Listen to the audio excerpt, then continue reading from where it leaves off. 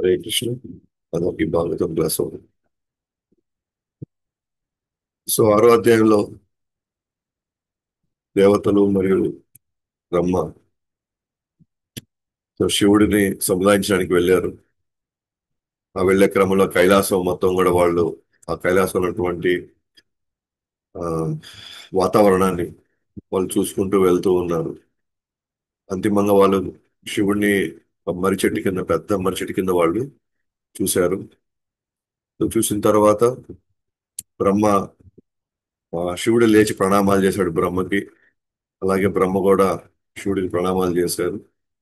తర్వాత బ్రహ్మ నివేదించాడు ఏమని, ఆ, ఒక సాలీడు లాగా మీరు సదాశివుడి రూపంలో సృష్టి స్థితి లయం చేస్తున్నారు.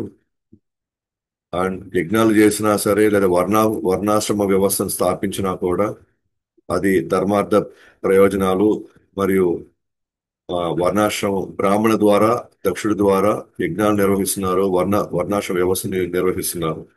ఇదంతా కూడా సామాన్య ప్రజలు ఉన్నతమైనటువంటి ఆధ్యాత్మికంగా ఎదిగి క్రమక్రమంగా వాళ్ళు ఈ కర్మబంధం నుంచి బయటపడడానికి మీరు ఇవన్నీ వీళ్ళ ద్వారా చేపించుకుంటున్నారు. అలాగే ఆ, మీరు పుణ్యం చేసే వారికి ఏమో స్వర్గం ఇస్తున్నారు, పాపం చేసే వారికి ఏమో నరకం ఇస్తున్నారు. కానీ ఇక్కడ కొంతమందికి ఒక్కొక్కసారి పుణ్యం చేసే వాళ్ళకి కూడా మీరు ఒక్కోసారి మీరు వాళ్ళకి నరకం ఇస్తున్నారేమో, లేదా పాపం చేసే వాళ్ళకి కూడా మీరు స్వర్గం ఇస్తున్నారేమో. కొంతమంది విషయంలో వేరు రకంగా ఉంది.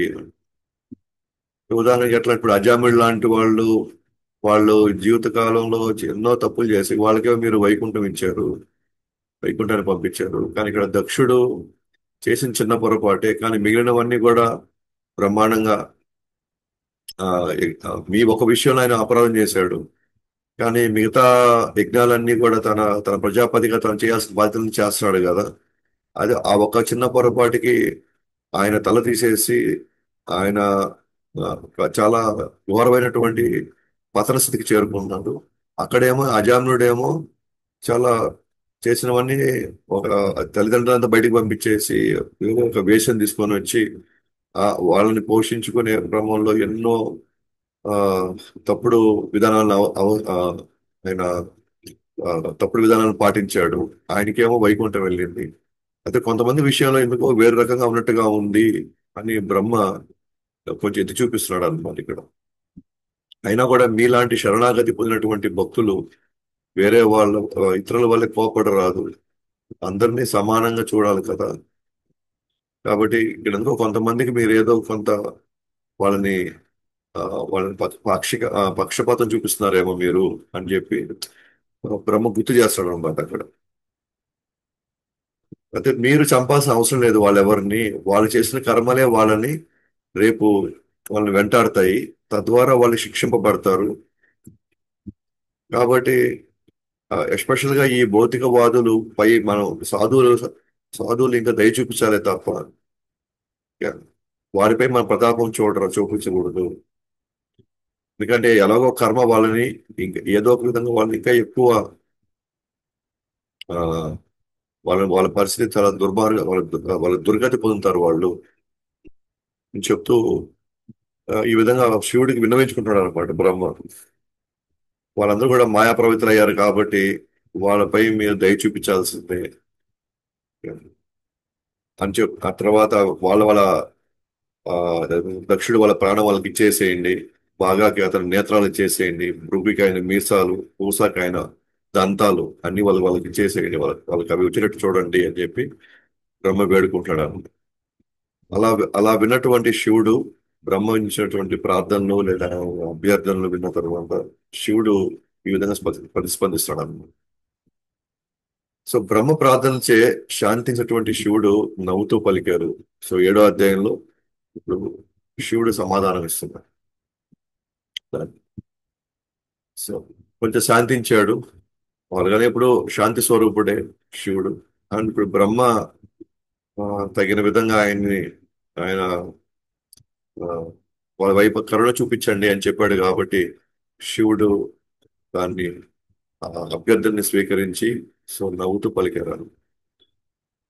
సో దేవతలు వాళ్ళు పిల్లల లాంటి వాళ్ళు, వాళ్ళు పిల్ల చేష్టాలు చేస్తూ ఉంటారు, వాళ్ళు తెలివి తక్కువ వాళ్ళు, అది నాకు బాగా తెలుసు. వారిని దండించింది సరి చేయడానికే కానీ వారన్న మాటలు నేను మనసుకు తీసుకోను. సో వాళ్ళన్న మాటలు నేనే మనసుకి ఏం తీసుకోలేదు. ఎందుకంటే వాళ్ళు ఇంకా కూడా ఆ, అధికారం కోసమో లేకపోతే శక్తుల కోసమో లేకపోతే ఒక పాలనా వ్యవస్థలో ఆ, ఒక స్థానం కోసమో వాళ్ళు పరితపించేవాళ్ళు వాళ్ళంతా. కాబట్టి వాళ్ళు తెలివి తక్కువ వాళ్ళే. వాళ్ళెవరు దేవతలు ఎవరు భక్తి కావాలని రావాల వాళ్ళు. వాళ్ళకి ఇంకా ఆ, ఆ, అధికారం కావాలనే ఇదిలో ఉన్నారు. కాకపోతే వాళ్ళు మంచోళ్లే. కానీ ఇంకా వాళ్ళకి ఇంకా పాలన చేయాలి, అధికారాన్ని అనుభవించాలి అనే వాళ్ళకి ఉన్న ఆ ఇది వాళ్ళ చేత అప్పుడప్పుడు వాళ్ళు ఈ అపరాధాలు చేసేందుకు అవకాశం ఉంది. ఎందుకంటే ఇంకా కోరిక ఉంది అనుకోండి ఫలాన్ని అనుభవించాలని, అంటే వాళ్ళు ఏదో ఒక గుణంలో వాళ్ళు బంధించబడ్డారు. సో బంధించబడ్డారు అని అంటే అర్థం ఏంటి అని అంటే వాళ్ళు ఖచ్చితంగా అవి అవి వాళ్ళు అనుకుని జరగకపోతే కోపమో లేదా నిరుత్సాహమో లేకపోతే ఏదో ఒక విధంగా వాళ్ళు ఆ వాళ్ళ ప్రవర్తన సరళి మారిపోతుంటారు. గుణాల్లోకి బంధింపబడిన వాళ్ళు వాళ్ళ యొక్క ఆ, ఆలోచన సరళి ఎప్పుడూ ఒకలాగా ఉండదు. ఏదో ఒకటి ఆశించే వాళ్ళు ఏదో ఒక సందర్భంలో ఆశించినవన్నీ జరగవు కాబట్టి ఆశ జరగనప్పుడు ఖచ్చితంగా మనలో ఏదో ఒక ఎమోషన్ బయటకు వస్తుంది. కాబట్టి దేవతలు వాళ్ళు జీవుల కంటే ఉన్నత స్థానంలో ఉన్నప్పటికీ కూడా వాళ్ళు కూడా ఏదో ఒక ఆకాంక్ష వాళ్ళలో ఉంది. ఉదాహరణ మనం చూస్తున్నాం, ఇంద్రుడు తన పదవిని కాపాడుకోవడం కోసం తాను ఏ స్థాయికైనా వెళ్తాడు. కానీ భక్తుడు నిజంగా ఆ స్థానాన్ని ఏం కోరుకోడు. భగవంతుడు ఏ స్థానం ఇస్తే ఆ స్థానంలో ఉంటాడు. ఏ స్థానం ఇస్తే ఆ స్థానంలో ఉంటాడు. ఈరోజు నన్ను 5 స్టార్ హోటల్లో ఉండమంటే 5 స్టార్ హోటల్లో ఉంటాడు. లేదు నాయన ఈరోజు నువ్వు రోడ్లో పడుకోవాలంటే రోడ్లో పడుకుంటాడు. అతను ఏమి ఆశించాడు, కానీ అన్నిటికీ సిద్ధంగా ఉంటాడు. కాబట్టి ఎప్పుడు ఒకలాగే ఉంటారు భక్తులు. కానీ ఏమాత్రం కొద్దిగా మనం ఆశించడానికి మనం సిద్ధం. అది 1% అయినా సరే మనం ఆశించామనుకోండి, 1% అయినా ఆశిస్తే అది జరగకపోతే మనలో ఏదో మనలో ఉన్నటువంటి ఏదో ఒక ఎమోషన్ బయటకు వస్తుంది. ఏదో ఒక భావం బయటకు వస్తుంది. కాబట్టి వాళ్ళు సరి చేసుకోవాలనే, వాళ్ళు బాగుండాలనే నేను వాళ్ళని దండిస్తూ ఉంటాను. అంతేకాని వాళ్ళ మాటలకి నేను ఎప్పుడూ ఎఫెక్ట్ కాలే. ఎందుకంటే శివుడు గుణాలకు లోబడిన వాడు కాదు.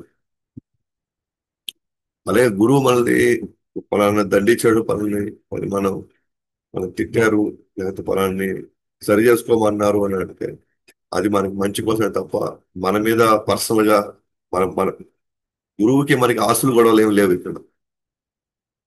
లేదా గురువులకి ఓకేనా మన నుంచి ఇవి ఏవి కోరుకోవట్లేదు వాళ్ళు. ఎప్పుడైనా మన దగ్గరకు వచ్చి ఎవరైనా వచ్చి నాకు పలాంది కావాలి, మీరు నాకు అది చెయ్యాలి అని వాళ్ళ సొంత పనులు ఎప్పుడైనా చేయించుకుంటారా? అలా చేయించుకుంటారు అంటే, సొంత పనులు చేయించుకుంటారు అని అంటే వాళ్ళ మీద నమ్మకం ఉంది కాబట్టి. అంటే వాళ్ళు ఆ ఆ ఆ స్థితిని అర్థం చేసుకుంటారు కాబట్టి. ఆ స్థితిలో అర్థం చేసుకోవడం వాళ్ళకి ఎప్పుడు వాళ్ళ పర్సనల్ పనులు అసలు చెప్పరారు వాళ్ళు. అంటే వాళ్ళు ఎంతో ఓన్ చేసుకుంటే తప్ప ఇవి ఇతను ఇతను నావాడు అని వాళ్ళు ఓన్ చేసుకుంటే తప్ప వాళ్ళ పర్సనల్ పనులు చెప్పరు అనుకోండి. ఎందుకంటే ఆ వ్యక్తికి కూడా అంత శ్రద్ధ ఉందన్నమాట. ఆ వ్యక్తికి కూడా అంత శ్రద్ధ ఉంది. సో కాబట్టి ఇక్కడ శివుడు వాళ్ళేదో అంటే వాళ్ళేదో స్థానం ఇవ్వకపోయినా లేకపోతే వాళ్ళేదో ఇది యజ్ఞంలో భాగం ఇవ్వకపోయినా శివుడు పోయేది ఏం లేదు. శివుడు ఇంకా అనుకుంటాడు నాకు ఇంకా మంచిది నాయన, వాళ్ళు ఎవరెవరో ఫలితాన్ని ఆశించేటువంటి చేసే యజ్ఞాల వల్ల నాకు ఒరిగేది ఏం లేదు అనుకుంటూ ఆయన ఇంకా హ్యాపీగా ఉంటుంది.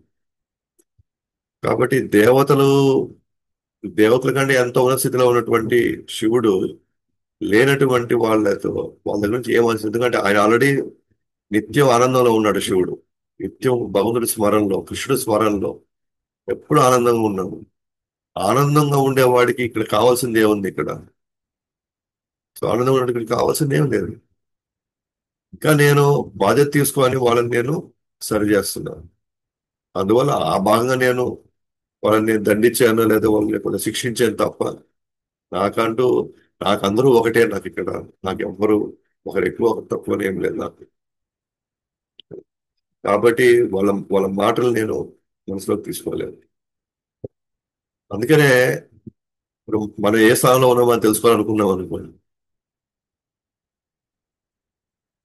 మనల్ని ఎవరైనా ఏదైనా పొగిడినా లేకపోతే మనం తిట్టినా, ఏదో పొగిడినప్పుడు మనం ఆనందంగా ఫీల్ అయ్యాము అంటే మనం ఇంకా గుణ ప్రభావంలోనే ఉన్నామని అర్థం.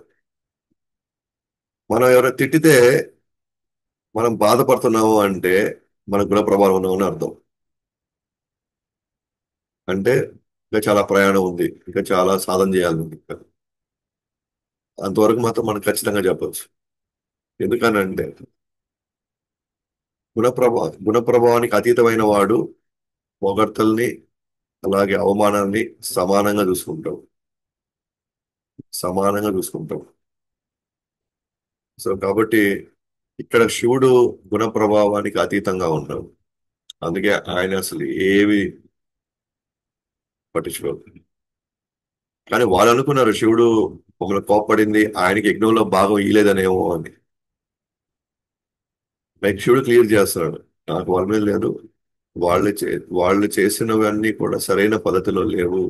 కాబట్టి వాళ్ళు నేను దండించడానికి, శిక్షించడానికి, వాళ్ళు సరి చేసుకోవడానికి నేను చేసిన తప్ప ఇంక వేరే ఉద్దేశం నాకు లేదు. అందుకే బ్రహ్మ యొక్క నివేదనల్ని, ఆయన ఇచ్చినటువంటి ప్రార్థన లేదా ఆయన కోరుకున్నది ఏదైతే ఉందో శివుడు పాక్షికంగా అంగీకరిస్తాడు. ఏంటది అంటే ఇప్పుడు ఉదాహరణకి ఇప్పుడు దక్షుడు అన్నాడు అనుకోండి, దక్షుడు తల మళ్ళీ ఇప్పించాడు, కానీ ఆ తలని రీప్లేస్ చేయగలుగుతాడు. ఆయన ఏమడిగాడు?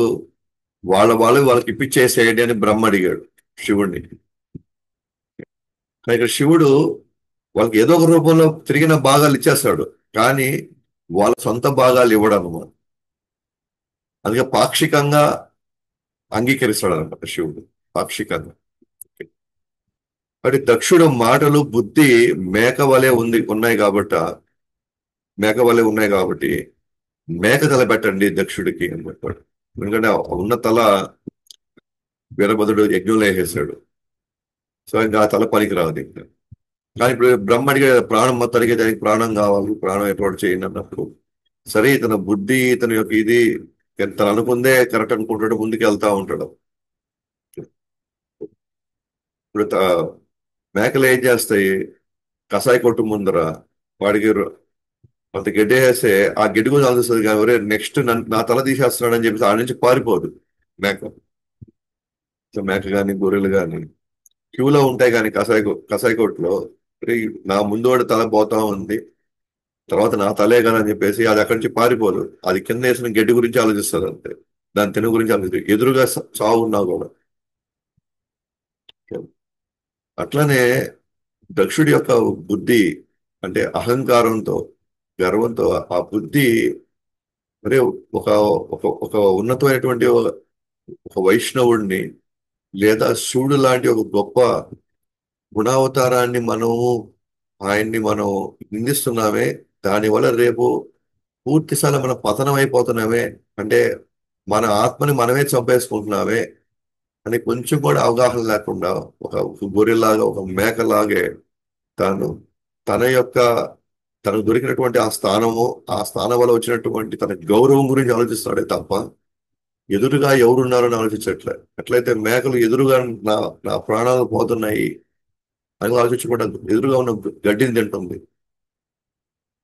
అట్లానే ఇక్కడ కూడా దక్షుడు ఆయన్ని అంటే మన శాశ్వతంగా మన పతన స్థితిలో ఉంటామని ఏమాత్రం ఆలోచించకుండా తన పదవి వల్ల వచ్చిన గౌరవాన్ని చూపించలేదని చెప్పేసి దాని గురించి ఆలోచిస్తున్నాడు. కాబట్టి ఆ విధంగా ఆయనకి మేక తల ఇయ్యాల్సి వచ్చింది. బాగా కళ్ళు ఆధ్యాత్మిక దృష్టి లోపించిన కారణంగా మిత్ర అంటే ఇంకొక దేవత అన్నమాట. మిత్రుడి కళ్ళతో యజ్ఞం తిలకించవలసింది. ఆయన కళ్ళు నేను ఇవ్వను. నువ్వు వేరే వాళ్ళ కళ్ళ ద్వారానే నువ్వు యజ్ఞం చూడాల్సిందే.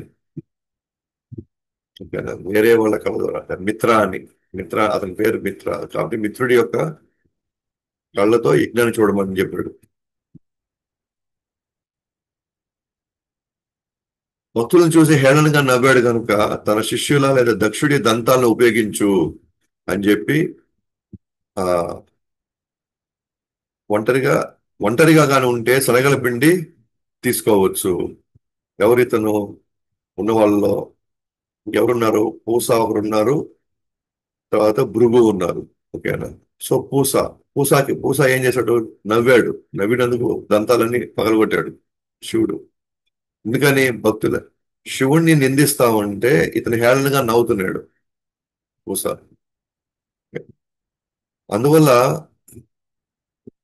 ఆ పూస ఇంకా నీ దంతాలు లేవు నీకు, నీ దంతాలు లేవు, నువ్వు నీకు కావాలనుకుంటే నీ శిష్యులు ఉన్నారు కదా, వాళ్ళ దంతాలను ఉపయోగించుకొని అంటే వాళ్ళు నమిలిన తర్వాత నువ్వు కావాలంటే నువ్వు తీసుకో. అది నవిలిన దాన్ని నువ్వు మింగేసేయి ఇంకా, వాళ్ళు నవిలిన దాన్ని. లేదా దక్షుడి దంతాలైనా ఉపయోగించుకో. లేదు వాళ్ళు ఎవరు లేరు అనుకోండి, నవలడానికి ఏం లేదు, దంతాలు లేదు కాబట్టి శనగల పిండి తీసుకోను రోజు వాళ్ళు లేనప్పుడు. ఉంటేనేమో వాళ్ళు నవిలి ఇచ్చిన తర్వాత నువ్వు తీసుకోను. ఆ విధంగా నువ్వు దాన్నేమంటారు, ఒక గట్టిగా ఉండే పదార్థాలన్నీ నువ్వు తినలేవు కాబట్టి, అది నువ్వు మింగలేవు కూడా కాబట్టి వాళ్ళ దంతాలను ఉపయోగించుకో అంటున్నాడు. దక్షుడు నన్ను నిందించేటప్పుడు ఆయన వైపు ఉండకుండా యజ్ఞార్పణలో నా భాగం ఇవ్వడానికి అంగీకరించిన కారణంగా దేవతలకు మాత్రం చేతులు తిరిగి వస్తాయి. దేవతలకు మాత్రం చేతులు తిరిగి వస్తాయి అన్నమాట. వాళ్ళ చేతులు కట్ చేశాడు. ఎవరుగా దేవతలందరూ వీరభద్రుడు వాళ్ళ సహచరంతో కట్ చేసి పడేశారు అన్నమాట. సో అయితే కొంతమంది దేవతలు ఉన్నారు, అది వాళ్ళ ఆవేశంలో వాళ్ళు కట్ చేసేస్తారు. వాళ్ళు ఎవరైతే దక్షుడి వైపు ఉండకుండా శివుడిని సపోర్ట్ చేస్తూ ఉన్నారో, అలాగే ఎవరి చేతులైతే కట్ అయిపోయినాయో వాళ్ళ చేతుల్ని వాళ్ళు తిరిగి వచ్చేస్తాయి, వాళ్ళ చేతులు వాళ్ళకి. అది శివుడు వాళ్ళకి ఒప్పుకున్నాడు. అట్లా అట్లా కాదు, ఇంకొంతమంది ఉన్నారు పూజారులు మరి ఇతరులు దక్షుడికి అనుకూలంగా ఎవరైతే చేతులెత్తి చేతులెత్తిన కారణంగా అంటే అంటే మంచిదేలే దక్షుడు చేసేది మంచిదేను అని ఎవరైతే సపోర్ట్ చేశారో, చేతులెత్తి సపోర్ట్ చేశారో, వారిప్పుడు అశ్విని కుమారులు కానీ లేదా పూసా చేతులు మీరు వాడుకోవచ్చు. అంటే చేతుల ద్వారా ఏవైతే వాళ్ళ కార్యక్రమాలు నిర్వర్తించాలో అది అశ్విని కుమారుల్ని ఆహ్వానించి అశ్విని కుమారుల ద్వారా ఆ పనేటట్టు చేయాలి. లేదంటే పూస ఇందాక ఏం జరిగింది? దంతాలు తీసేశారు కదా, ఆయన వేరే వాళ్ళ దంతాల మీద ఆధారపడాలా. కానీ ఈ పూజారులు మాత్రం పూసా చేతను ఉపయోగించుకోవాలి, అంటే పూస చేత పని చేయించుకోవచ్చు, సేవ చేయించుకోవచ్చు. తర్వాత భృగుకి మీసాలు తీసేశాడు కదా, కాబట్టి మేక మీసాలు ఈయనకి పెట్టండి అని చెప్పేసి భృగుకి ఇవ్వండి. అంటే ఏదైతే బ్రహ్మ యజ్ఞం కొనసాగాలి కాబట్టి వీళ్ళందరూ కూడా అక్కడ యజ్ఞంలో భాగమై ఉన్నారు కాబట్టి వాళ్ళందరికీ వాళ్ళు కోల్పోయిన వాళ్ళు తిరిగి చేసేయడని బ్రహ్మ వేడుకున్నాడు. దానికి శివుడు అంగీకరించాడు. కానీ వాళ్ళ భాగాలు వాళ్ళకి రాలేదు, వేరే వాళ్ళ మాధ్యమంగా అవన్నీ ఉపయోగించుకోమంటున్నాడు. కానీ ఏదైతే శివుడు ఇవన్నీ అన్నాడో, ఈ విధంగా ఈ చేతులు ఉపయోగించుకోండి, లేకపోతే ఈ దంతాలు ఉపయోగించుకోండి అని చెప్పేసి రకరకాలుగా చెప్పారు. ఆ శివుడి ప్రతిపాదనను అందరూ సాధు అని హర్షించారు. పర్వాలేదు, మంచిగానే చెప్పారు, మీరు చెప్పినటువంటి ప్రతిపాదన చాలా బాగుంది.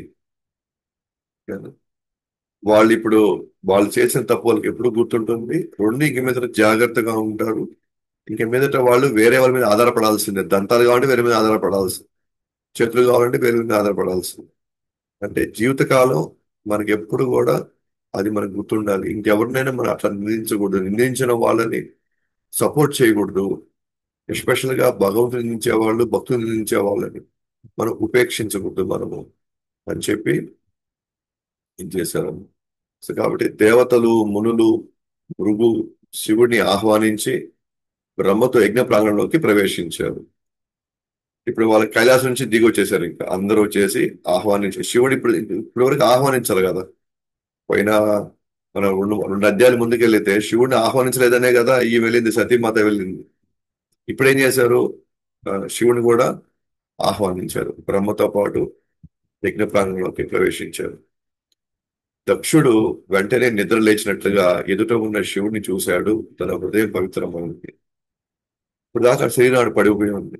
తల వచ్చేసి యజ్ఞకుండంలో ఉంది. ఎప్పుడైతే దక్షుడికి వెళ్ళి మేక తలని కదా, ఆయనకి తీసుకుని వచ్చి ఆయనకి అంటించారు, లేదా ఆయనకి పెట్టారు. అప్పుడు ఆయనకి ఏదో ఇప్పుడు నిద్రపోయాడు, నిద్ర లేచాను అనే ఇదిలో ఉంటుంది. నిద్ర లేచాను అంటే ఈ మధ్యకాలం ఆయనకి ఏం జరిగిందో తెలియదు. ఈ 2-3 రోజులు ఏం జరిగిందో తెలియదు. ఏదో నిద్ర లేచినట్టుగా, గతం రాత్రి ఏం జరిగిందో గుర్తు ఏం లేనట్టుగా ఉదయం లేచాడు, అట్లా లేచాడు అనమాట ఆయన. ఎప్పుడైతే శివుణ్ణి చూశాడో తన హృదయం పవిత్రమైంది. తను తన అపరాధాలన్నీ కొద్ది కొద్దిగా ఇక తగ్గడం ప్రారంభించింది. శివుడిని ప్రార్థించాలని ప్రయత్నించాడు. శివుడితో కృతజ్ఞత చెప్పాలని ప్రయత్నిస్తున్నాడు శివుడితో. కానీ సతీ సన్నివేశాన్ని గుర్తుకొచ్చి కన్నీరు పెట్టుకుంటున్నాడు. నేను ఆపి ఉండొచ్చు, లేదా ఆ సన్నివేశం జరగకుండా నేను చూసుకో ఉండొచ్చు, కొద్దిగా నేను వెళ్ళి ఆమెని కొద్దిగా పలకరించి ఉండుంటే ఈ స్థితికి వచ్చినది కాదు. కానీ నేను పట్టించుకోలేదు కారణంగా, లేదా నేను ఆ అవమానించిన కారణంగా ఆమె ఈ విధంగా ఆమె శరీరాన్ని ఆమె దహించి వేసుకునింది. దానికి ఇప్పుడు పశ్చాత్తాపడుతున్నాం. చూసారా, గర్వంలో ఉన్నప్పుడు, అహంకారంలో ఉన్నప్పుడు మనం ఏం మాట్లాడుతున్నాము, ఎలా అది ఏం గుర్తున్నాము. అది దిగొచ్చిన తర్వాతే, దిగొచ్చిన తర్వాత దాని జరిగినటువంటి పరిణామాలు అది ఏ స్థాయిలో ఉంటే మన అంచనా కూడా వేయలేదు. జస్ట్ శివుడిని ఆయన లేని దానికి శివుడు అన్న మాటలు, సారీ, దక్షుడు అన్న మాటలు, శివుడు లేని దానికి దక్షుడు అన్న మాటలు ఒక ప్రాణం వరకు తీసే దానికి వెళ్ళిపోయింది. ఏదో చిన్నగా స్టార్ట్ అయ్యింది, కానీ పరిణామాలు ఎట్లా మారుతాయో తెలియదు. అంతిమంగా చాలా పెద్ద ప్రమాదమే జరుగుతుంది. ఎందుకు మనం ఎప్పుడు గుణాలు అదుపులో ఉండాలి, అదుపులో పెట్టుకోవాలి అని అంటే, ఈ ఈ కుటుంబాల్లో కావచ్చు, మన స్నేహితులతో, బంధువులతో మనం కలిసినప్పుడు కావచ్చు, వాళ్ళ అన్న మాటల్ని మనం పక్కనే మనం దాన్ని అర్థం చేసుకొని, వాళ్ళ స్థితిని అర్థం చేసుకొని వెంటనే మనం తగిన విధంగా మనం జాగ్రత్తగా ఉంటే ఇంకేది పెద్దది కాదు, అక్కడికక్కడ అయిపోతుంది. కానీ ఇప్పుడు అందరూ గుణ ప్రభావం ఉన్నారు కాబట్టి ఒకరంటే ఇంకొకరు తీసుకోలేకపోతున్నారు. ఒకరంటే ఇంకోటి ఆ, దాన్ని పడలేకపోతున్నాం. అది ఎంత ఎక్కువ మనం పడకుండా ఉంటుందో, అంటే అంత లోతుగా కూడా మన మీద ప్రభావం ఉంది మన మీద. ఇప్పుడు అంత అయిపోయిన తర్వాత ఇప్పుడు తెలుసుకుంటే చూడండి ఏం జరుగుతుంది.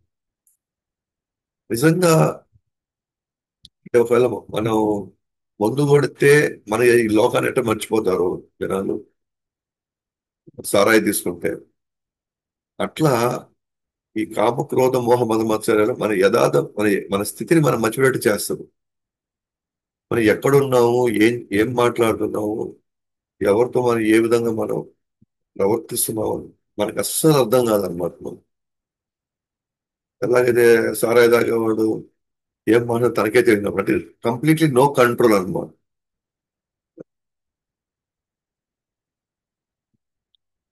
సో మనం ఆలోచిస్తే ఇదే విధంగా మన మన పరిస్థితి కూడా ఇదే విధంగా ఉంటే కనుక మనం కూడా వేరే మత్తులో ఉన్నాం. మోహం అనే మత్తులో ఉన్నాం, గర్వం అనే మత్తులో ఉన్నాం, అహంకారం అనే మత్తులో ఉన్నాం. మొత్తానికి మొత్తం ఏం చేస్తుందంటే మనం ఏం చెప్తున్నాం ఏం మాట్లాడుతున్నాం తెలియదు. ఆ తర్వాత నీకు తెలియకుండా జరిగిపోయిందన్న కూడా వేస్ట్. అంటే కొన్ని మనం సరి చేసుకోవచ్చు కొన్ని. ఓకే.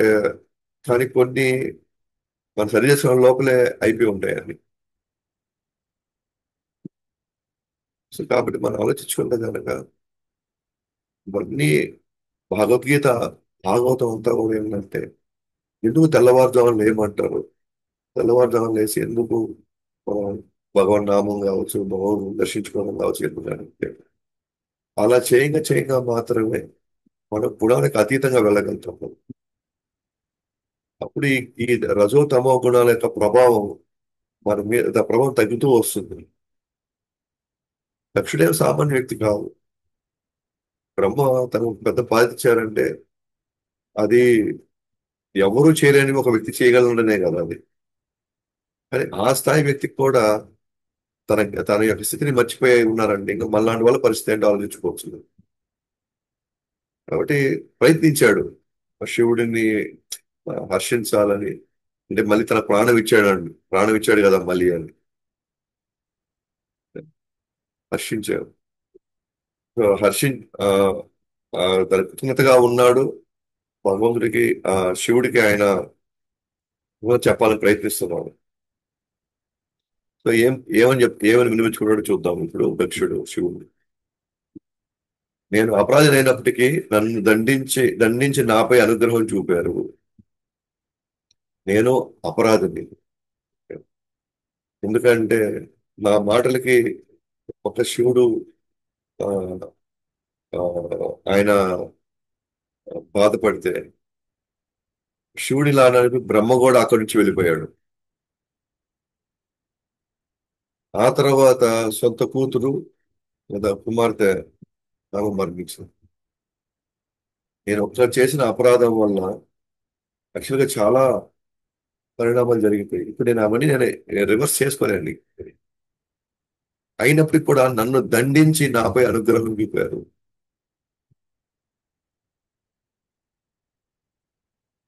ఇప్పటికీ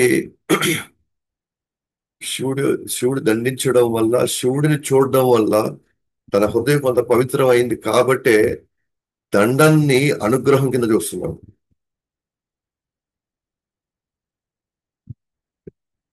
మన దండన దండించడం.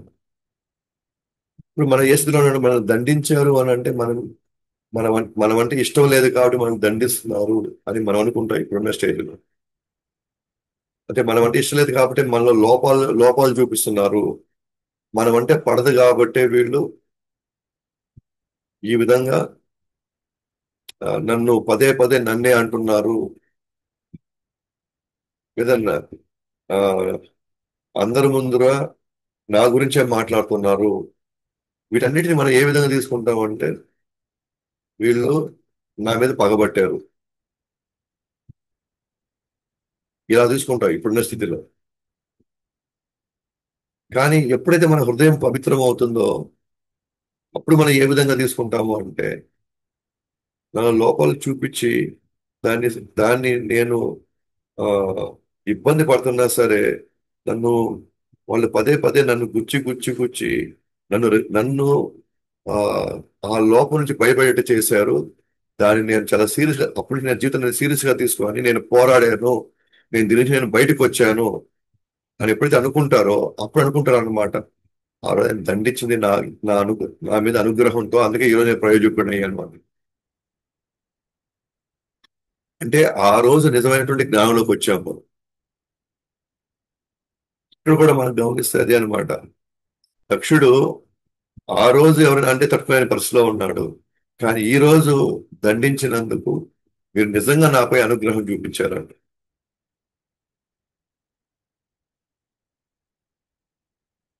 ఎట్లాగైతే తల్లిదండ్రుల యొక్క ఆ ప్రేమ రెండు దండన, లేదా తల్లిదండ్రుల యొక్క రాగము రెండు ద్వేషము, రెండు బిడ్డ మంచి కోసమే. తండ్రి కొట్టేది బిడ్డ మంచి కోసమే, దండిస్తా ఉంటాడు మంచి కోసం. యాక్చువల్గా అక్కడ తల్లిదండ్రులు మనకి అనుగ్రహం చూపిస్తారు మన మీద. అది సరైనటువంటి దృక్పథంలో ఉన్నాడు అనుకోండి పిల్లవాడు, అది అర్థం చేసుకొని వెంటనే మారతారు. పరిస్థితిలో లేరనుకోండి, ఏం చేస్తారు? వాళ్ళ మీద పగ పెంచుకుంటారు, కోపం పెంచుకుంటారు,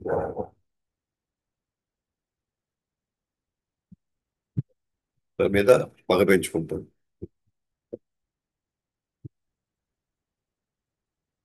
సో కాబట్టి మనం ఆలోచిస్తే కనుక ఇప్పుడు దక్షుడు కరెక్ట్ గా వచ్చాడు అనమాట. ఎప్పుడైనా మన భక్తుల సాంగత్యంలో మనం కలుసుకున్నప్పుడు మనల్ని ఒక మాట ఆ, ఆవేశపడి అంటున్నారు అని అంటే మనం చూసుకోవాల్సింది వాళ్ళకి ఏం అధికారం ఉంది నా మీద ఇది అవ్వడానికి అనే దానికంటే కూడా, ఓకేనా, నాలో ఏముంది నేను సరి చేసుకోవడానికి అని ఒక్కసారి మన వెనకాల వెళ్ళి ఆలోచిస్తే, ఓకేనా, మన జీవితానికి మంచి జరుగుతుంది, మేలు జరుగుతుంది.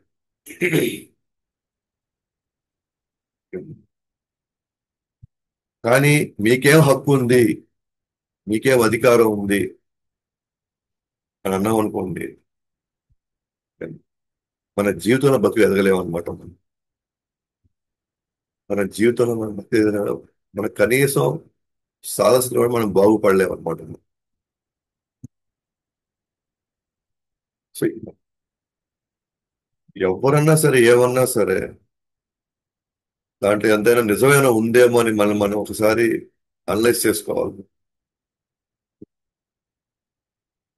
సరే అనలైజ్ చేసుకోవాలి. కానీ మనలో ఉన్న గుణం ఉంది ఏం చూసారు తెలుసా?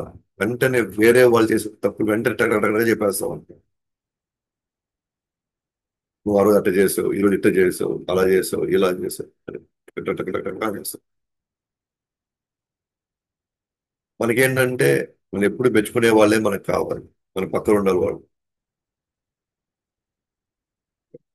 లేకపోతే మనం తట్టుకోలేము. నిజంగా చెప్పాలి అంటే మనల్ని దండించే వాళ్ళే మనకు అసలైన మేలు చేసేవాళ్ళు. మనల్ని పదే పదే సేవలకు పిలుస్తాం చూసారా, వాళ్ళు మనకు మేలు చేసేవాళ్ళు వాళ్ళు. ఇదేందమ్మా ఇది బాగాలేదు మనం చెయ్యాలా, దేని ప్రభు మనం ఇలా కాదు కదా ఇలా చేయాలి అంటే మనము దాన్ని యాక్సెప్ట్ చేసుకొని మనం దాన్ని సరి చేసుకుంటే మనమే ఇక్కడి నుంచి బయటపడబోయేది. మనమే ఇక్కడి నుంచి శాశ్వతం, ఇక్కడి నుంచి మనం ఇంకో జన్మ లేకుండా చేసుకోబోయేది మనమే. మనము మేబీ మనకి మనల్ని అనే వాళ్ళకి అంత నిజంగా అంత అర్హత లేకపోవచ్చు. ఉదాహరణకి నేను మంగళారతికి వస్తున్నాను, లేదా నేను 16 మాలు జపం చేస్తున్నాను, లేదా నేను 32 మాలు జపం చేస్తున్నాను. కానీ ఎవరో ఒక వ్యక్తి 8 మాలు జపం చేసే వ్యక్తి ఉన్నాడు అక్కడ. 8 మాలు జపం చేసే వ్యక్తి ఉన్నాడు, కానీ అతను మంగళారతికి రావట్లే. నేనేమో 32 మాలు చేస్తాను, నేను మంగళారతికి వస్తున్నాను. ఇంకొకరు వచ్చి 8 మాలే జపం చేస్తారు, మంగళారతికి రావట్లేదు. అతను వచ్చి మనకు ఒక విషయం చెప్పాడు,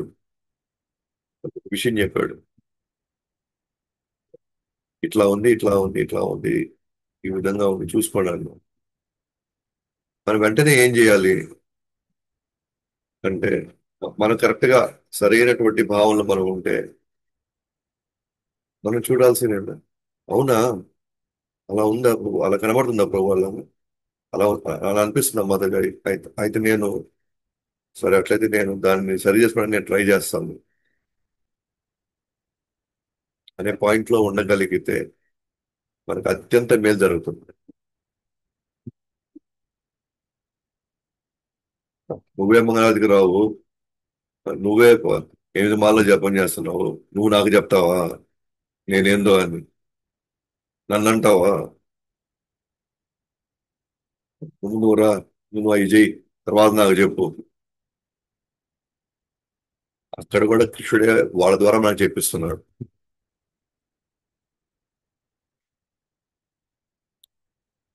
వాళ్ళ ద్వారా మనకు చెప్పిస్తాడు కృష్ణుడు.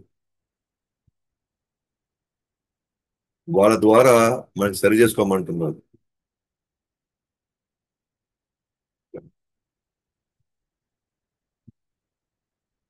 భక్తుల సాంగత్యం ఎందుకు ఉండాలి అంటే భక్తులు మాత్రమే ఆ లోపాలు చూపిస్తారు.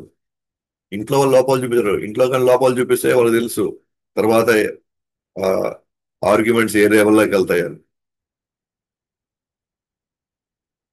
భక్తులు మన భక్తిలోకి వచ్చిందే మన లోపాలు తెలుసుకోవడానికి. మనం వచ్చిందే మన దాని నుంచి నేర్చుకోవడానికి. మనం వచ్చిందే దాని నుంచి మనం బయటపడడానికి. మన ఇంట్లో పొగిడేలాగా ఇక్కడ కూడా పొగుడతారు. ఇంట్లో జరిగినట్టుగా ఇక్కడ కూడా జరగాలంటే అది జరగదు. ఎందుకంటే మనం వచ్చింది దానికోసం కాదు కదా మనం వచ్చింది.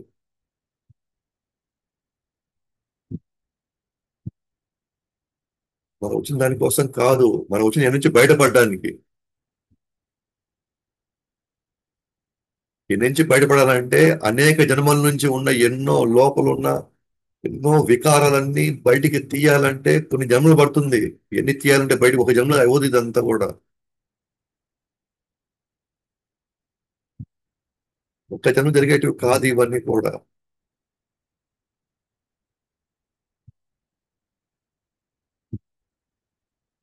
మనము ఆ, ఎప్పుడు శాశ్వతంగా ప్రశాంతంగా ఉంటాము అంటే శాశ్వతంగా ఉన్నాము అంటే ఈ రోజు ఉన్నటువంటి ఇవి బయటికి లాగితేనే శాశ్వతంగా బయటకు ఉంటాం. హ్యాపీగా ఉంటాం తర్వాత. లోపల చికిత్స ట్రీట్మెంట్ జరిగితేనే బయటకు వస్తాం మనం. అది చేసుకునేటప్పుడు బాధగా ఉంటుంది, కష్టంగా ఉంటుంది నేర్చుకోవడానికి. ఏదైనా చేయాలి అన్నా నేర్చుకోవాలన్నా మారాలన్నా చాలా కష్టంగా ఉంటుంది. సో మారిన తర్వాత మాత్రం కేవలం ఆనందం మాత్రమే ఉంటుంది తర్వాత. అది ఇప్పుడు రిలైజ్ అయ్యాడు అనమాట. దక్షుడు ఇప్పుడు రిలైజ్ అయ్యాడు నన్ను దండించడం నాకు మేలు జరిగింది అని. నా లోపాలు ఎత్తి చూపించడం నాకు మేలు జరిగింది. అప్పుడే నేను నేను ఈ బలహీనత నుంచి నేను బయటపడ్డాను. మిగతా వాళ్ళంతా ఆ బలహీనతను పెట్టుకొని నన్ను మభ్య పెడుతూ నన్ను ఇంకా ఏడవనట్టు చేశారు మిగతా వాళ్ళంతా. నా చుట్టూ ఉన్న వాళ్ళంతా ఇప్పటి వరకు నేను వాళ్ళు నిజంగా నా స్నేహితులు అనుకున్నా. వీళ్ళు నిజంగా నా మేలు కోరేవాళ్ళని నేను అనుకున్నా. కానీ నన్ను పొగుడుతూ వాళ్ళు నన్ను వాడుకున్నారు. వాళ్ళు నన్ను పొగుడుతూ వాళ్ళు నన్ను వాడుకున్నారు. నేను గుర్తించలేకపోయాను. కానీ నా అవసరానికి మాత్రం వాళ్ళు ఎవరు లేరు ఇప్పుడు.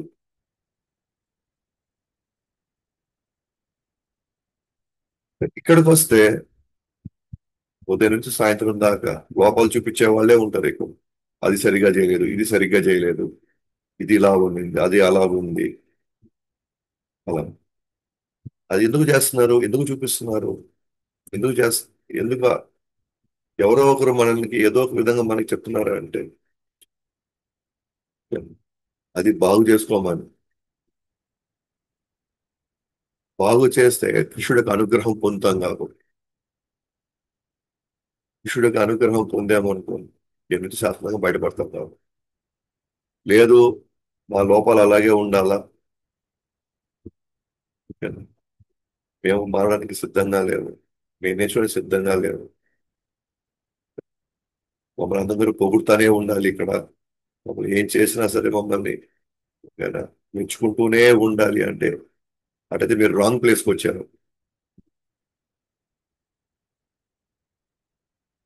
అయితే మీరు తప్పుడు విధానాలను అనుసరిస్తున్నారు.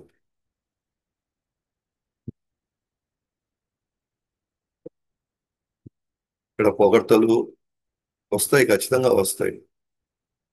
కానీ అది సరైనటువంటి సరైన భావనలు సరైనగా మనం వ్యక్తి చేసినప్పుడు వస్తాయి. లోపం వచ్చినప్పుడు లోపం ఇది అని చూపిస్తాం. ఇది మంచిది కాదు అని చెప్తారు. ఇది సరి చేసుకోవాలి అని అంటే ఈ ప్రపంచంలో వాళ్ళు మాత్రమే నా మిత్రులు అనుకో. వాళ్ళు మాత్రమే నా శ్రేయోభిలాష్. మన మనసు ఏ రోజు ఆ స్థితికి ఎదుగుతుందో, మన మనసు ఆ స్థితికి ఎదిగిన రోజు ఈ ప్రపంచం మనకి వైకుంఠంలా కనబడదు. ఈ ప్రపంచంలో వైకుంఠం లాగా ఉంటుంది అన్నమాట. వైకుంఠం అంటే ఏమైనా ప్లేస్ కాదు. వైకుంఠం అనేది ప్లేస్ కాదు, భావన అంతే. మనమే ఇల్లుని నేను స్వర్గం చేసుకోవచ్చు, ఇల్లుని అదే నరకం కూడా చేసుకోవచ్చు. ఇల్లు మాత్రం ఎప్పుడు ఇటుకతోనే కట్టి ఉంటుంది. ఇటుకలు సిమెంటే కట్టింది ఎప్పుడు కూడా. కానీ ఇంట్లో ఉండే వాళ్ళు ఫీలింగ్స్ ని బట్టే, మనలో వచ్చే ఎమోషన్స్ బట్టే అది నరకమా స్వర్గమా ఉండేది. ఎందుకంటే పాలరాయితో కట్టుకున్నంత మాత్రం అది కూడా అందరూ హ్యాపీగా ఉన్నారని అర్థం కాదు అక్కడ.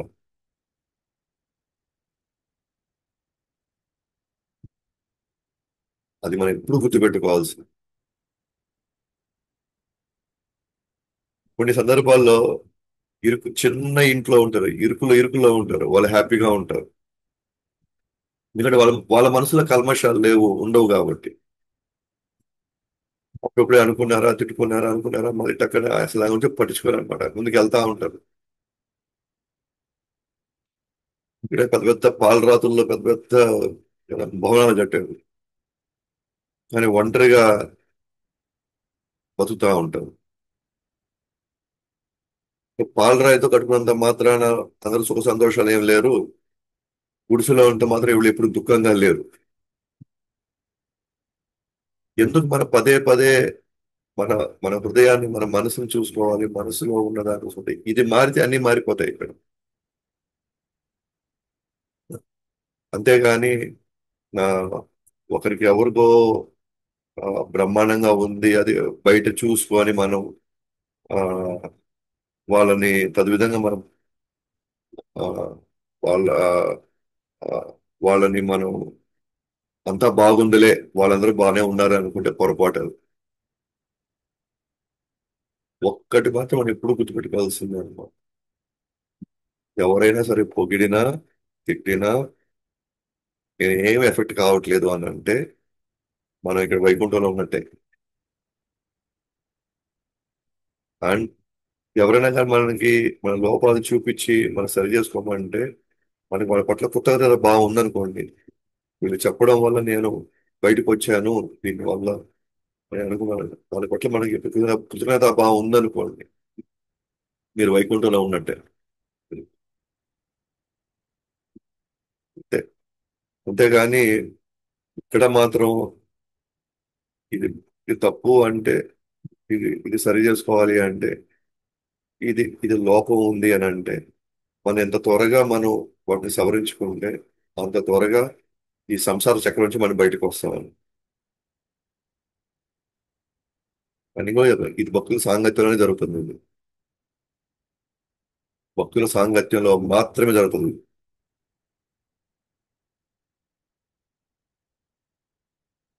భక్తుల సాంగత్యం మనం దూరంగా ఉన్నామంటే మన లోపాలు చూపించే వాళ్ళు ఎవ్వరూ ఉండరు. అండ్ ఆటోమేటిక్ గా భక్తిలో కూడా క్రమక్రమంగా భావం క్షీణిస్తూ ఉంటుంది. బయటికి చేస్తూ ఉంటారు, అన్ని చేస్తుంటారు, కానీ లోపల నా అనే భావనలు ఎప్పుడు మనం చేయలేము. దక్షుడు అపరాధం చేశాడు, వెంటనే ఆయన మేఘతాళం రాగానే శివుని చూడంగానే పవిత్రం అయిపోయాడు. ఆయనకి కృతజ్ఞత భావం చెప్పడానికి ప్రయత్నిస్తున్నాడు. కానీ అప్పుడప్పుడు బాధ వేసింది, అరే నేను ఇంత పెద్ద తప్పు చేశానని. అతను గిల్టీ ఫీల్ అవుతున్నాడు. అతను ఇప్పుడు ఒప్పుకుంటున్నాడు ఫైనల్ గా, దండించినందుకు నాపై అనుగ్రహం చూపారు, అది నా అనుగ్రహం అది.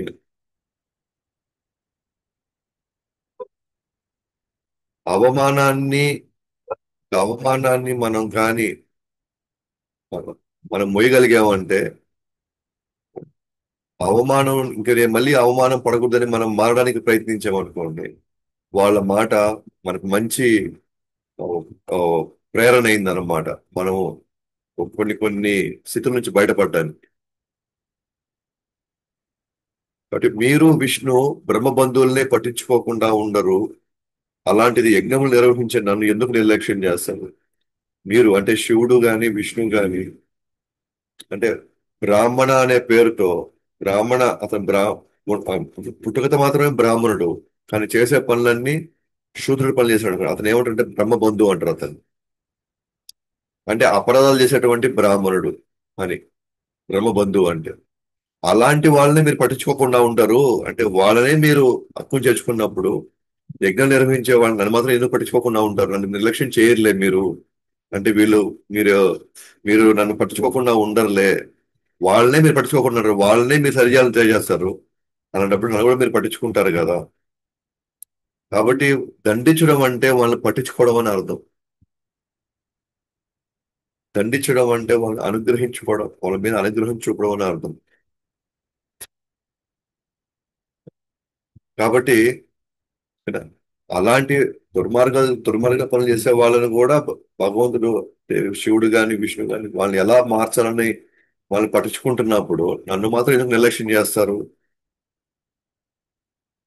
కాబట్టి బ్రాహ్మణుల విద్య, తపస్సు, వ్రతము, ఆత్మ సాక్షాత్కార సంపన్నులు. మీరు ఆవుల కాపరి, ఆవులను కర్రతో కాపాడినట్లు రక్షిస్తారు.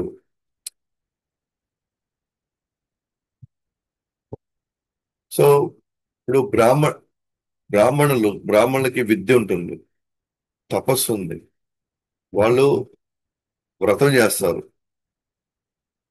ఆత్మ సాక్షాత్కారం కూడా వాళ్ళు కలిగి ఉంటారు. ఇది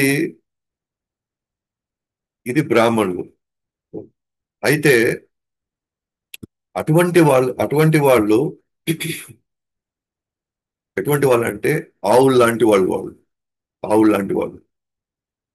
అయితే అటువంటి వాళ్ళు ఒక వాళ్ళు కూడా ఒక మార్గంలో నడిపించలేదు. ఆవుల్ని కామ్గా ఉంటే ఏం చేస్తాయి, వాటి దారిలో ఎత్తుకొని వెళ్తా ఉంటాయి అవి. ఆవులు ఆవులు మంచివే, మంచి పాలు ఇస్తాయి, సాధు జంతువులు, ఎవరికి వేరే వాటి మీద అనవసరంగా వెళ్ళి అవి పోట్లాటికి వెళ్ళవు, సాధు జంతువులు. వాళ్ళ సాధు జంతువులు అయినప్పటికీ కూడా ఆవులు కాపరి కర్ర ఉండాలి ఎప్పుడు కూడా.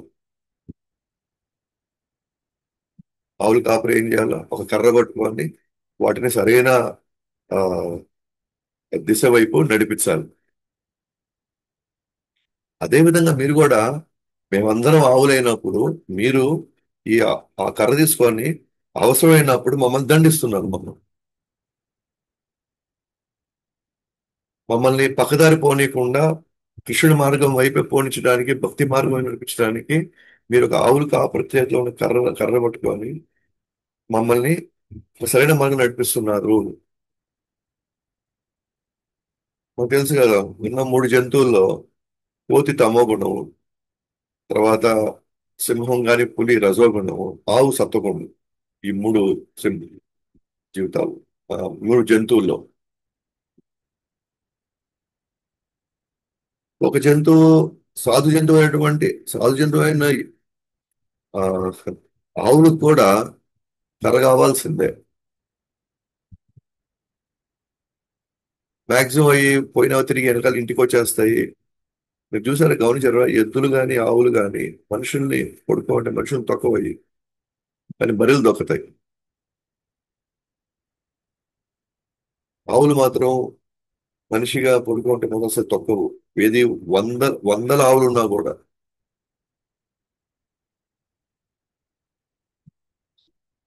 అంటే అటువంటి ఒక ప్రవర్తన అన్నమాట ఆవులు. అటువంటి ఆవులు కూడా డైరెక్షన్ ఇవ్వాలంటే కర్ర పట్టుకోవాల్సింది.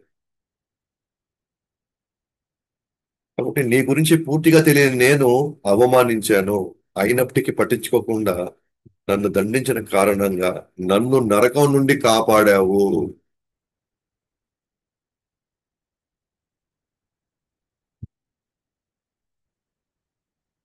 నీ గురించి పూర్తిగా తెలియనటువంటి నేను అవమానించాను. నీ గురించి పూర్తిగా నాకు తెలియదు, నేను తెలుసుకోలేకపోయాను. సో నేను నిన్ను అవమానించాను. దక్షుడు దక్షుడు తెలియకుండా ప్రజాపతులు తెలియకుండా ఏముండదు, ప్రజాపతులకు మొత్తం తెలుసు. కానీ అటువంటి వ్యక్తి నా అల్లుడయ్యాడు కదా, నేను పెద్దగా, నా స్థానం గొప్పది అని ఆ భ్రమలోకి వెళ్ళాడు. ఎప్పుడైతే మనం స్థానాన్ని పెంచుకుంటామో, ఇతరుల కంటే మన గొప్ప అని మనకు అనిపించింది అనుకోండి, వెంటనే వేరే వాళ్ళని అవమానించే స్వభావమే మనలో పెరుగుతుంది.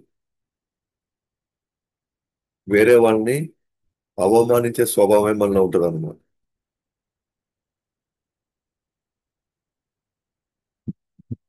అందువల్ల అది చాలా ప్రమాదం అది.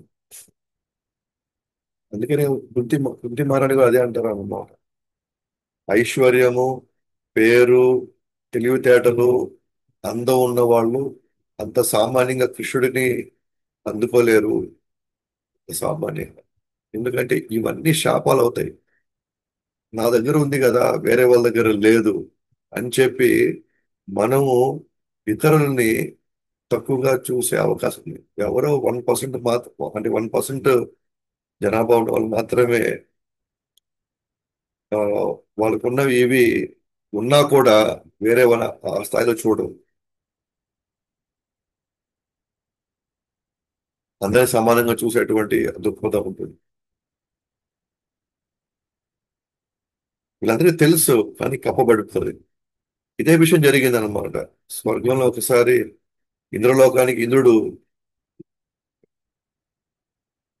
ఆ ఆయన ఆయన్ని పొగుడుతూ, ఆయన పెద్ద అక్కడ పెద్ద పార్టీ జరుగుతా ఉందన్నమాట. అప్పుడే గురువైన బృహస్పతి ఆడికి వచ్చాడు. ఆ క- వాళ్ళు పొగిడేది, ఆయన వినడం, ఆయన అక్కడ ఉన్న ఆర్భాటాలు, అక్కడున్న వాతావరణం చూసి గురువుని చూసినా కూడా లేలేకపోయాడు. వస్తే వచ్చాడులే అన్న ఇదిలో ఉన్నాడు అనమాట. వెంటనే బృహస్పతి యొక్క అవమానించినందుకు వెంటనే తనకి ఇబ్బంది కలుగుతుంది ఇంద్రుడికి. ఇంద్రుడు తెలియదా గురువు యొక్క స్థానం ఏంటి, గురువు యొక్క ప్రతిభ ఏంటి.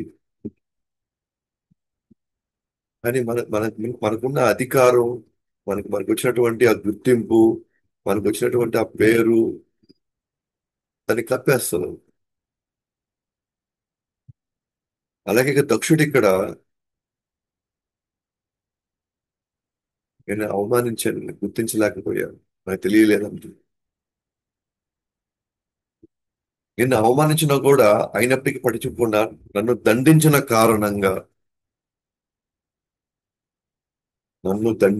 కారణంగా నన్ను నరకం నుండి నువ్వు కాపాడావు.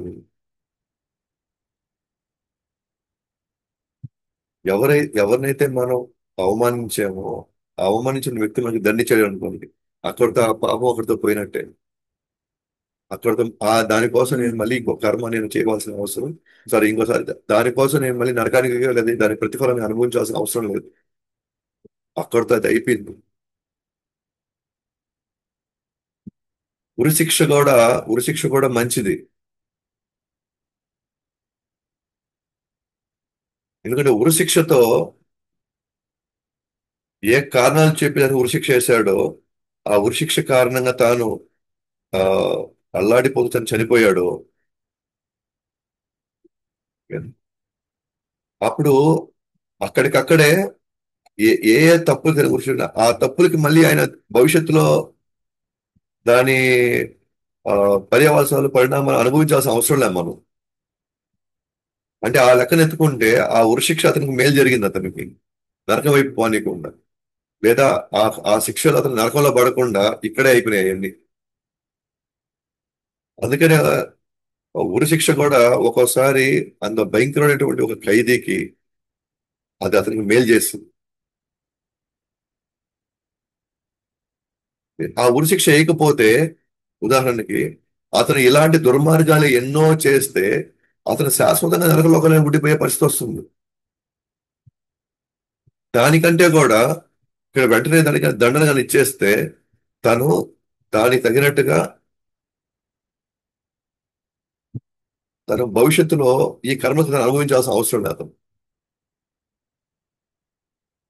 దీన్ని బట్టి అర్థం ఏంటి అని అంటే, మనము అందరికీ మనం చెప్తూ ఉన్నాం, ఫోన్లు చేస్తున్నాం, చెప్తూ ఉన్నాం ఏమని, రండి మందిరానికి రండి, రండి భగవద్గీత భాగవతం వినండి, వచ్చి రండి సేవలు ఉన్నాయి సేవలు చేసుకోండి కదా.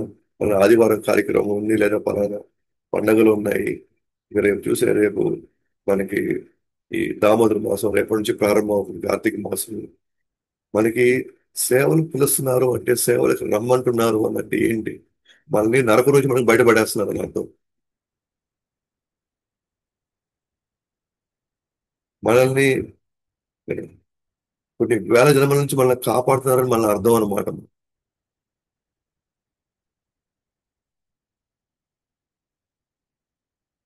లేదా మనం ఒకటి సరి చేసుకోండి, ఇది చూసుకోండి, వీలైతే దీన్ని నేర్చుకోండి అని అంటున్నారు అని అంటే మన జీవితాల్ని ఎల్లప్పుడూ భక్తిలోనే ఉండేలాగా వాళ్ళు మనకి డైరెక్షన్ ఇస్తారని అర్థం.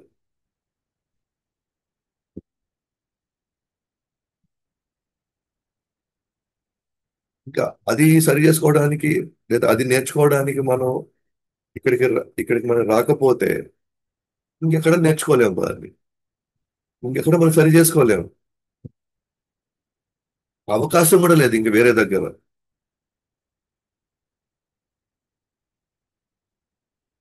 ఎ- ఎవరి జీవితాలు ఎవరు బాగు చేస్తారు ఇక్కడ? ఎవరి జీవితాలు ఎవరు పట్టించుకుంటారు ఇక్కడ?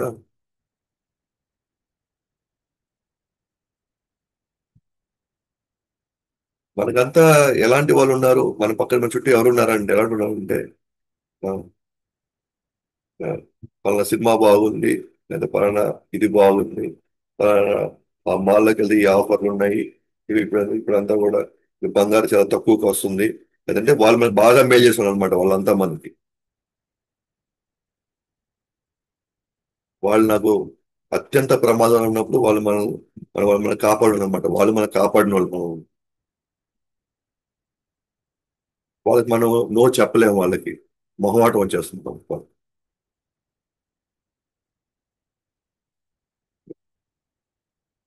కానీ ఇలా రండి భాగవతం వినండి, రండి గుడికి రండి, రండి సేవకు అంటే వెంటనే చెప్పారు నో, నేను రాలేను, నాకు అది ఉంది, ఇది ఉంది, ఇటుంది అటుంది, టక్కని చెప్పగలుగుతాం.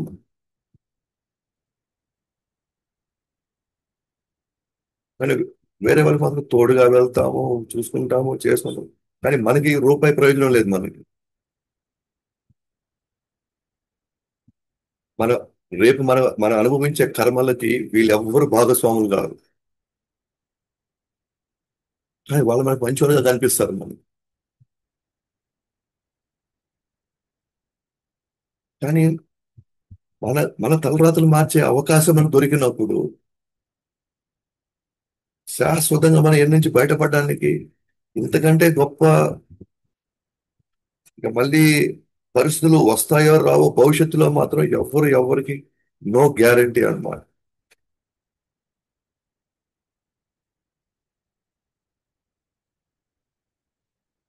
చూడండి దక్షుడు ఏమన్నాడు, నన్ను నువ్వు నరక నుంచి నన్ను కాపాడావు స్వామి, నువ్వు నన్ను నా తల తీసేసావు, మేక తల ఇచ్చినా కూడా నరక నుంచి నన్ను కాపాడాను. ఎంత అవమానం అది, మేక తల ఇవ్వడం అంటూ.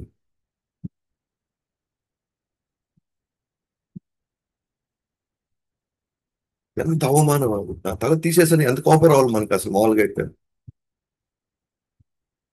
ఎంత ఆగ్రహావేశాల్లో ఉండాలో. చిన్న మాట అంటే పడవ తలే తీసేస్తే మళ్ళీ తల ఇచ్చాడు, తల ఇచ్చినప్పుడు అదే ఆవేశం ఉండాలి కదా మామూలుగా అయితే. నేనేమన్నా నా తల తీసేసావు నువ్వు.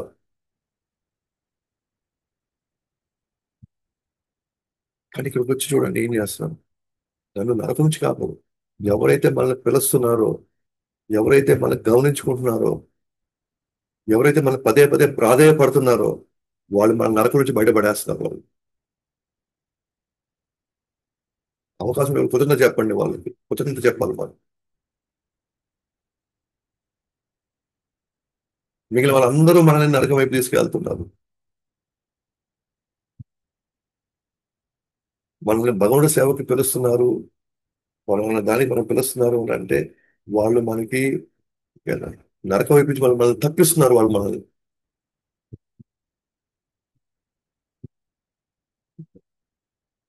లేకపోతే ఇక్కడ మనం అందరూ సమావేశమైంది మన లక్ష్యాన్ని మర్చిపోకూడదు. నో డౌట్ మనం మనం చేయగలిగినంత మనం చేస్తూ ఉన్నాం. చేయగలిగినంత మనం చూసడానికి ప్రయత్నిస్తూ ఉన్నాం. కానీ మనం నేర్చుకోవాల్సింది, మార్చుకోవాల్సింది చాలా ఉందన్నమాట ఇక్కడ.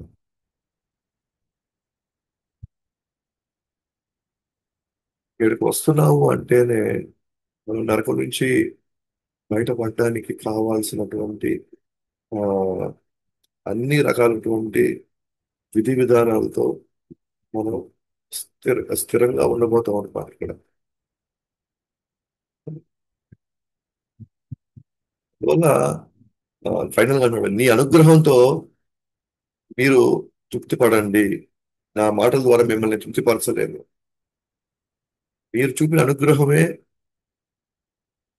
మీకు మిమ్మల్ని తృప్తిపరచాల్సిందే తప్ప నా మాటలు నేను మిమ్మల్ని తృప్తిపరచలేను. అంటే మీరు నాకు చేసిన మేలు అంతుంది. నేను ఎంత పొగిడినా, నేను మిమ్మల్ని ప్రార్థించిన వేడుకున్నా, మీరు నాకు ఎంత మేలు చేశారంటే అంత మేలు చేశారు. కాబట్టి మీ అనుగ్రహమే మిమ్మల్ని తృప్తిపరచాల తప్ప నేను మాత్రం ఏమీ చేయలేను. సో మనం దక్షుడి యొక్క స్థితిగతులు మనం తీసుకున్నాం అనుకోండి, దక్షుడి యొక్క స్థితిని తీసుకుంటే మనం అర్థం చేసుకోవచ్చు అనమాట. నిజంగా ఆ, అహంకారంతో గర్వంతో ఉన్న ఒక వ్యక్తి దట్టించబడకపోతే తను ఎలాంటి గతి పట్టేది భవిష్యత్తులో. అదే విధంగా మన మన ఎవరు దాన్ని సరి చేయకపోతే అదే విధంగా మనలో కూడా ఎన్నో ఉన్నాయి ఇట్లాగా. ఇవన్నీ భగవంతుడు దక్షుడి రూపంలో మనకి చూపిస్తున్నాడు. మనలో ఏమున్నాయో చూసుకోమంటున్నాడు అంతే. దాన్ని మనం సవరించుకోకపోతే, దాన్ని మనం సరి చేసుకోకపోతే మన దారి నరకం వైపే ఉంటుంది. ఇలాంటి అవకాశాలు, ఇలాంటి పరిస్థితులు మనం కానీ చేయకపోతే, వినియోగించుకోకపోతే, ఇలాంటి అవకాశం వినియోగించుకోకపోతే మనం వచ్చిన లక్ష్యం, ఉద్దేశం నెరవేరదాం.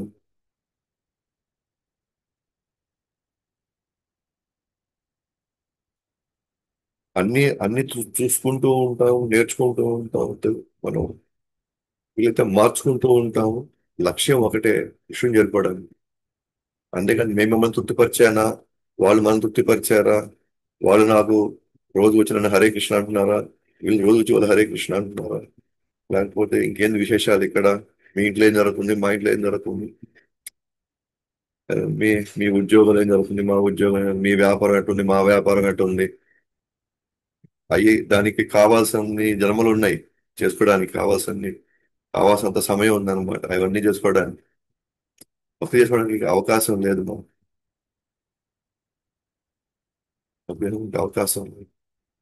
ఈ అవకాశం ఉపయోగించుకోకపోతే మళ్ళీ ఇంకెప్పుడు దొరకదు. ఒకవేళ ఉన్నా మనం చేసే పరిస్థితులు ఉండవేమో.